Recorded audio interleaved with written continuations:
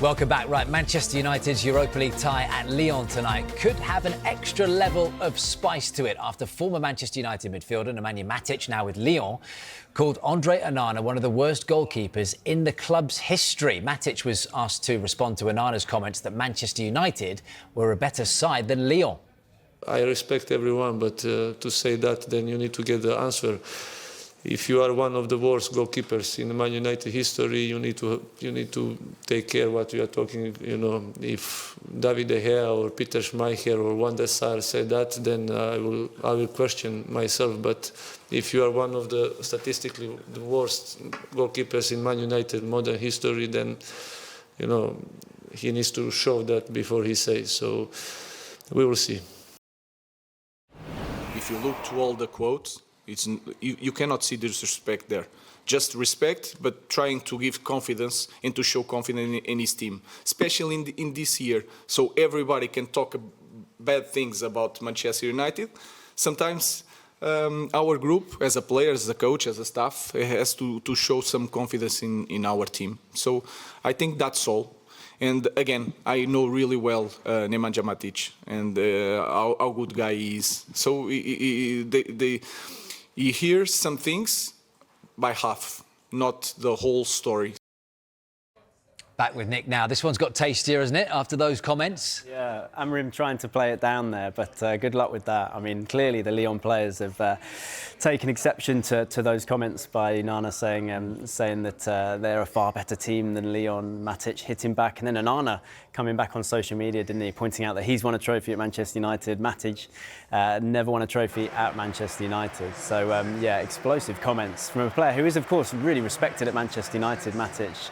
You're seeing his send-off here. 5 seasons he spent there, nearly 200 appearances for the club. But yeah, no doubt that this little back and forth has added some real edge to this game, and it'll be fascinating to see the kind of reception Onana gets in Lyon tonight. Yeah, he won't want anything slipping through his hands, will he, Onana, in that Certainly game? Do the stats back up the dig from Matic? Well, we're going to show you some numbers now. We're going to run through the numbers. I mean, there are some negative ones in there. There are some positives as well that might surprise people at home. But we'll start with this. This is minutes per goal conceded by Manchester United in the Premier League.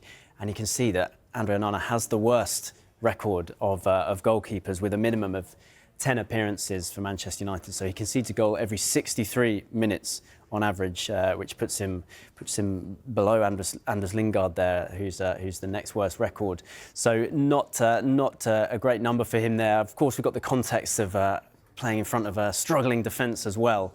And here's another graphic which underlines how difficult he's found it. This is the lowest clean sheet percentages by Manchester United goalkeepers in the Premier League.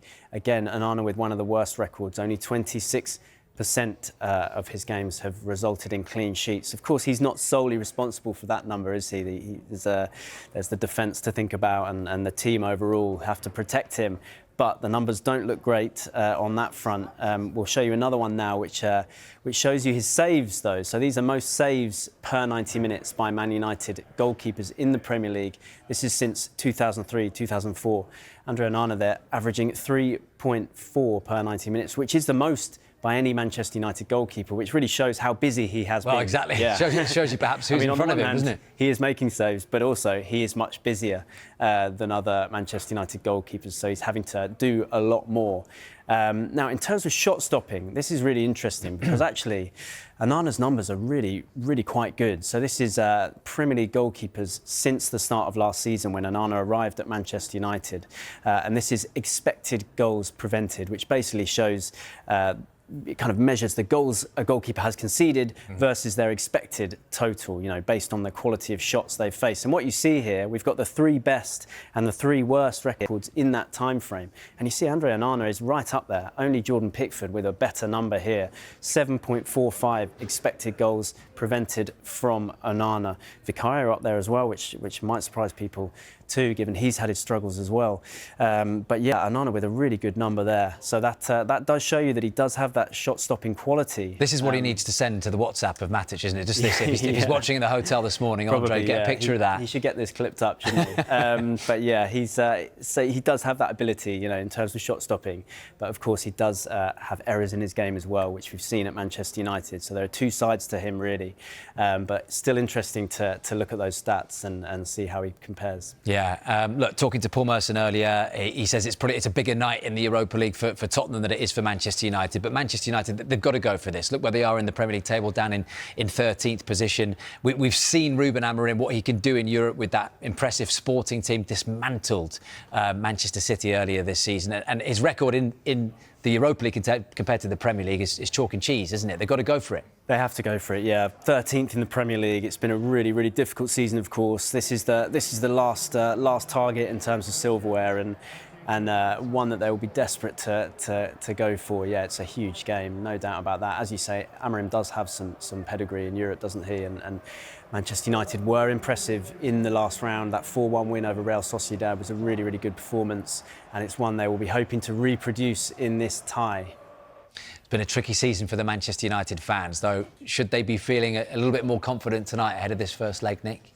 I think they do have reasons to be confident, yeah. I mean, their record in first legs in European competition is good, you know, in recent years. So here we have it. This is their last 11 European knockout first leg results. So 5 wins and 6 draws. They haven't lost any of these games. So that gives them some encouragement there. And a little bit of hope for them to take forward into this game, as well as that performance against Real Sociedad as well, of course. And look, Bruno Fernandes, the Manchester United captain, will be thinking he should be playing in the Champions League, obviously with his pedigree and his role in that Portugal team. But he has a really good record, doesn't he, in the Europa League? He does. As you say, he's someone who would desperately want to be in the Champions League. He is a Champions League player, really, isn't he, in terms of his level, no doubt about that. But he makes a tremendous impact in the Europa League. Hat-trick against Real Sociedad, of course, in the last game, and that takes his total of goal involvements in the Europa League to 44, which is the most by any player, as you can see. He's ahead of Dries Mertens, ahead of Edin Dzeko, ahead of Pierre-Emerick Aubameyang as well. So a really impressive number, and just a reminder of how